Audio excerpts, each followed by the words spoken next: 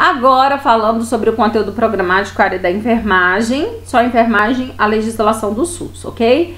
Ele fala assim, começa assim: Sistema Único de Saúde, SUS, princípios, diretrizes, estrutura e organização, tá? Muita coisa envolvida. Quando eu falo princípios e diretrizes, primeiro, diretrizes, Constituição, vai ter que estudar a Constituição, do artigo 196 ao 200, tá? Que fala da organização, tá? Como que vai funcionar, ele fala lá, né, o nascimento do SUS, o artigo 198 fala das diretrizes do SUS, depois fala 199 da participação da iniciativa privada e o artigo 200 fala dessa parte da organização da gestão do sistema. Então vai ter que estudar Constituição Federal, artigo 196 ao 200. Como ele também cita as diretrizes, também tá tudo dentro da Constituição. Outra que vai ter que estudar é a 8080, porque os princípios, o embasamento dele tá dentro da 8080, que é o artigo 7º, tá? Então esse iniciozinho aí você já sabe que tem que estudar a Constituição Federal e 8080. Depois ele fala assim, políticas de saúde, estrutura e funcionamento das instituições e suas relações com serviços de saúde.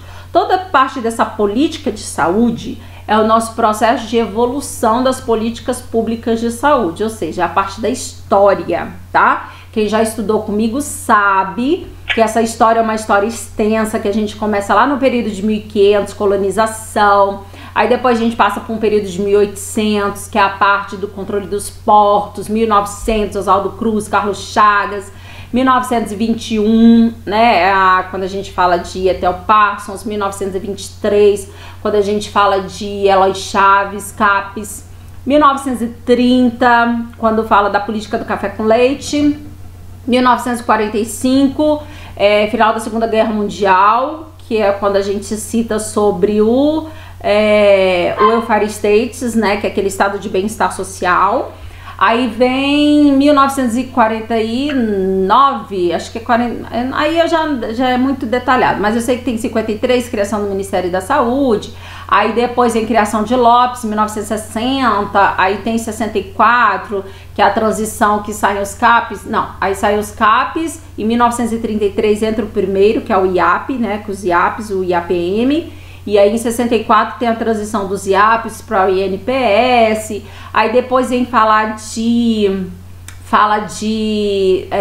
qual que é aquela? O PIAS, que é o programa de interiorização, que é 1976, aí a gente fala de transição de INPS para INAMPS, depois fala de AIS, fala de... aí termina a IS e acho que a gente termina lá em 84, que é o final da ditadura militar.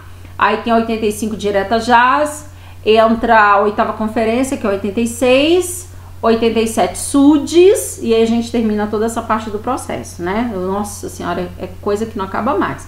Então isso é o que nós chamamos de políticas públicas de saúde. Toda essa evolução, toda essa estrutura, como que aconteceu, toda essa parte do funcionamento dessas instituições é abordado nesse tema, tá? Então vai estudar história, até agora, Constituição e 8080.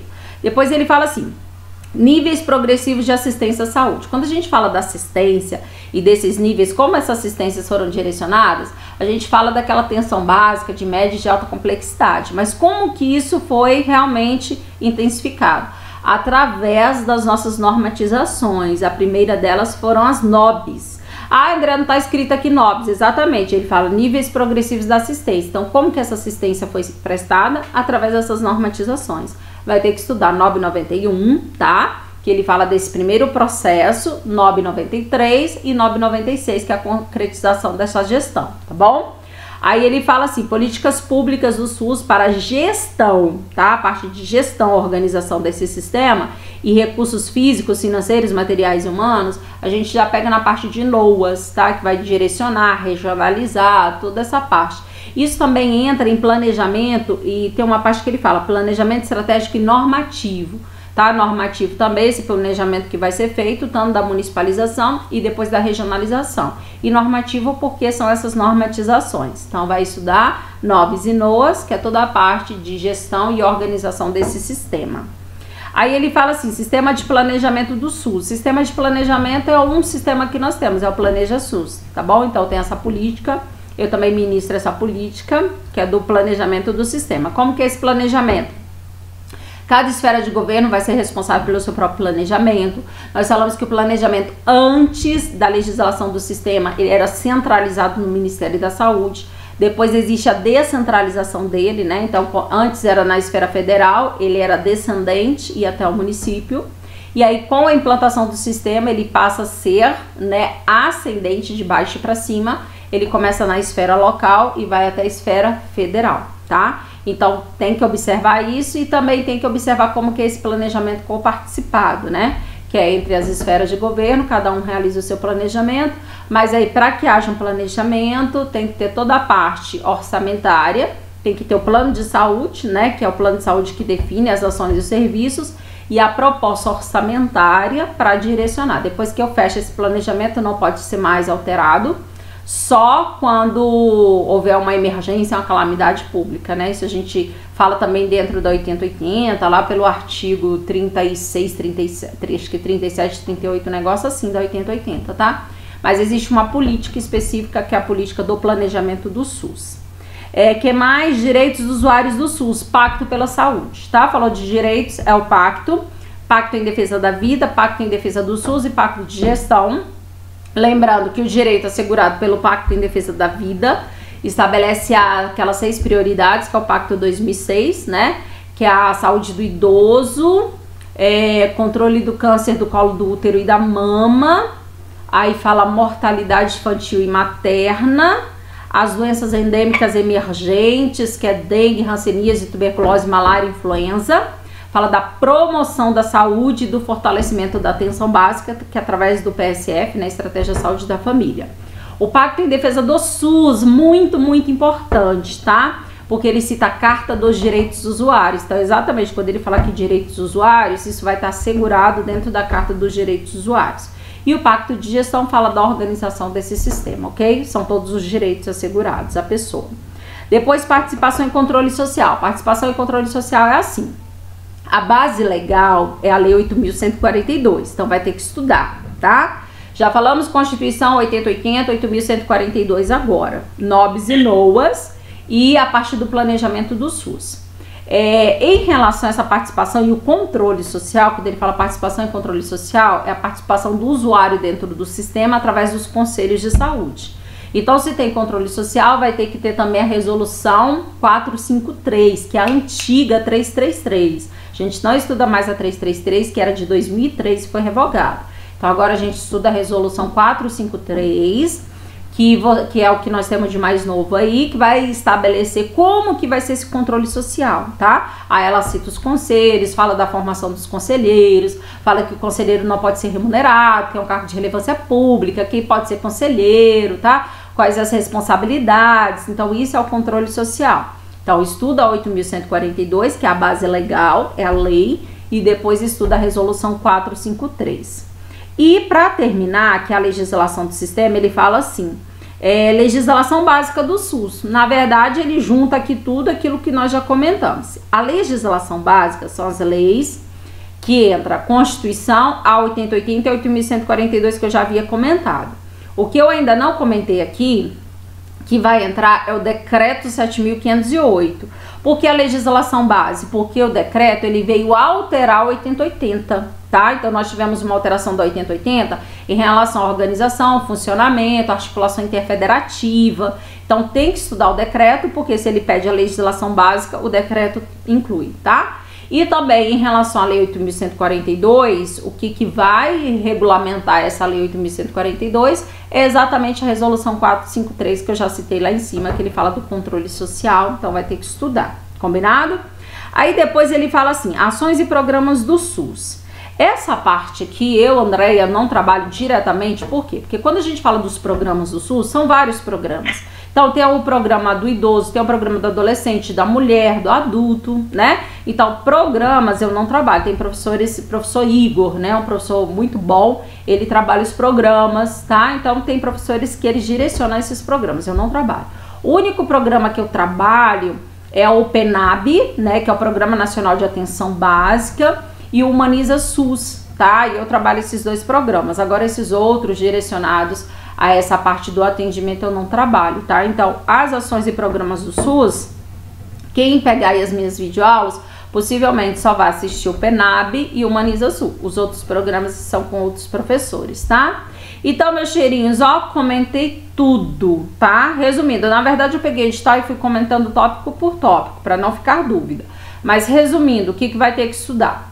História, Constituição, 8080, 8142, NOBs e NOAS. Aí estudo o Decreto 7.508, a Resolução 453. Pronto, vai fazer uma prova gabaritar SUS, tá? Para ganhar seus 2 pontinhos aí em cada questão. Se cair um bando de questão aí de SUS, você vai se dar de bem. Deixa só para terminar esse vídeo, já tá dando meus 10 minutos, já passou, deixa eu só explicar uma coisinha. Eu, professora Andréa Paula, eu sou professora do presencial, eu sou professora do online, tá bom? Eu tô recebendo várias mensagens de aluninho falando assim: professora, eu tenho seus vídeos, eu quero saber se eles estão atualizados e desatualizados. Já vou avisando, tenho os meus vídeos não sei como, só se foi por meios ilegais. Porque por meios legais eu não vendo meus vídeos, que são as videoaulas que eu gravo nas plataformas online, tá bom? Então eu trabalho com algumas plataformas online e aí esses vídeos eles não vendem. Você vai, paga lá para ter acesso, não sei se são 2, 3 meses, sei lá, e você fica assistindo lá. Mas não te dá direito a você ter o vídeo, tá bom? Então, tem um bando de gente falando que tem vídeo, tá assistindo o vídeo tudo desatualizado, tá? A legislação mudou. O que eu preciso fazer? Eu preciso entrar nessas plataformas online e gravar tudo de novo. Então eu tô atualizando tudo, tá? Então eu tenho um vídeo por esses locais, que são locais que podem comercializar meus vídeos, eles que vendem, tem nada a ver comigo, eles que vendem, só que o meu comprometimento é toda vez que tem uma alteração na legislação, eu vou lá e gravo tudo de novo, tá bom? Então eu tô gravando em todas que eu divulgo, eu estou indo lá gravar do início até o final, tudo gravado, tudo novinho agora, de 2016, certinho? Tem um DVD meu, que é o DVD da teoria, tá? Professora, se eu comercializo pela plataforma online, meu cheiro, não é certo eu ficar vendendo DVD de videoaulas, né? Então, essa é uma lógica, tá? Então, o meu DVD que eu comercializo, que eu vendo aí, eu mando para todos os estados via correio, é com material teórico. Tem tudo do SUS. Tem um material teórico, tem mais de 500 questões, tá? Tem algumas questões que são comentadas, tem um roteiro lá de plano de aula, tá bom? Aí sim, mas não são videoaulas. Videoaulas você não encontra em DVD, em CD, não pode. Se tá encontrando aí, é errado, tá? É pirataria, o que quer que seja, tá bom? Então, é só para deixar essa dica, porque os alunos, eles ficam um pouco perdidos e eles me mandam mensagem. Eu acho engraçado que a pessoa me manda mensagem assim na maior cara, né? Ai, professora, eu tô aqui com seus vídeos, dá vontade de falar, como é que você tá com meus vídeos? Eu nunca vendi meus vídeos, né? Mas paciência, né? Então, não, tá? Entra lá no site, as aulas, eles não colocam uns valores absurdos, não, é aquilo que é acessível. Então, estuda, faz negócio direitinho pra ter uma resposta direitinho, né? Às vezes a pessoa não se dá bem nas coisas e não sabe porque tudo conspira contra, né? Mas aí também faz os treinos tudo errado e quer que o negócio dê tudo certo, né? Então, pronto, já comentei meu edital bombeiro, vou ver se eu consigo comentar agora de Caldas. E EBC aí também dou uma pinceladinha nos outros vídeos, tá? Um cheiro, sucesso, tá bom? E foco, tá? E com certeza os frutos serão colhidos aí, quem estuda, quem se compromete, quem é ético, com certeza só vem coisa boa, tá? Um beijo, até o próximo vídeo, se você for fazer cálculo.